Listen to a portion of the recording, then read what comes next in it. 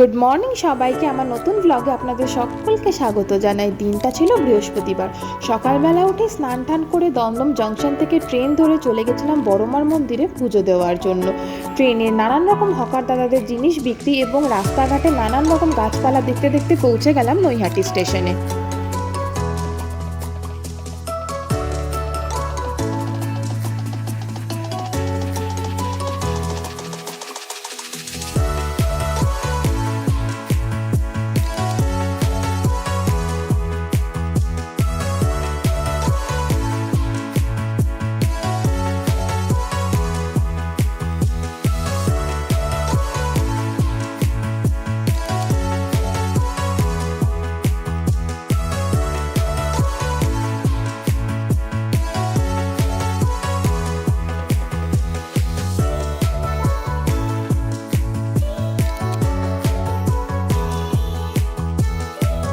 নৈহাটি স্টেশনের 1 নম্বর প্ল্যাটফর্মে পৌঁছে তারপরে আমরা টোটো রিক্সা বুক করে চলে গেলাম বড়মার মন্দিরের উদ্দেশ্যে।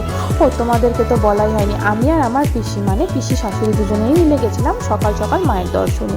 তারপর আমরা মন্দিরের সামনে পৌঁছে পুজোর যত সামগ্রী আছে সমস্ত সামগ্রী নিয়ে দাঁড়িয়ে পড়লাম পুজোর লাইনে। পুজোর লাইনে যখন দাঁড়িয়েছি রোদ তো হালকা ফুলকা ছিলই, কিন্তু গরম ভালোই লাগছিল। তারপরে আর তোমরা তো সকলেই জানো মায়ের মন্দিরের ভেতরে ভিডিও নিষিদ্ধ, তাই আমরা পুজো দিয়ে বাইরে বেরোলাম মাকে দর্শন করে। তারপর এই দেখো, এইখান থেকে না মায়ের মন্দিরটা বাইরেটা ভীষণ সুন্দরভাবে দেখা যাচ্ছে। আর এই যে এই গায়েই রয়েছে সমস্ত প্রসাদের দোকান, যেখান থেকে তোমরা সমস্ত পূজার সামগ্রী নিয়ে নিতে পারো। নিয়ে তারপরে মায়ের দর্শন করে এসে আমরা রওনা দিলাম আস্তে আস্তে বাড়ির উদ্দেশ্যের দিকে।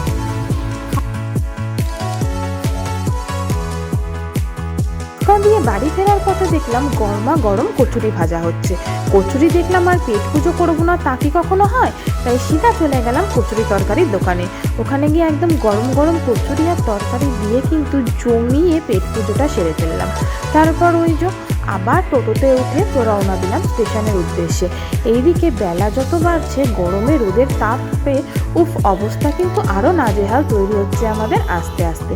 তারপর স্টেশনে পৌঁছানোর পরে নির্ধারিত প্ল্যাটফর্মে চলে গেলাম, যেখানে আমাদের আবার দমদমগামী ট্রেনটি আসবে। ট্রেনে উঠে হকার দাদাদের আবার নানান রকম জিনিস বিক্রি এবং বাইরের দৃশ্য দেখতে দেখতে কিন্তু আমরা পৌঁছে গেলাম আমাদের দমদম স্টেশনে। পৌঁছে বাড়ি ফিরে আসলাম এবং আসার পরে একটা ঠান্ডা ঠান্ডা বেল দইয়ের শরবত খেয়ে একটু ফ্রেশ হয়ে নিলাম। আজকের ভিডিওটি তোমাদের কেমন লাগলো প্লিজ আমাকে কমেন্ট করে জানিও। ভিডিওটি আজকে এখানেই শেষ করছি।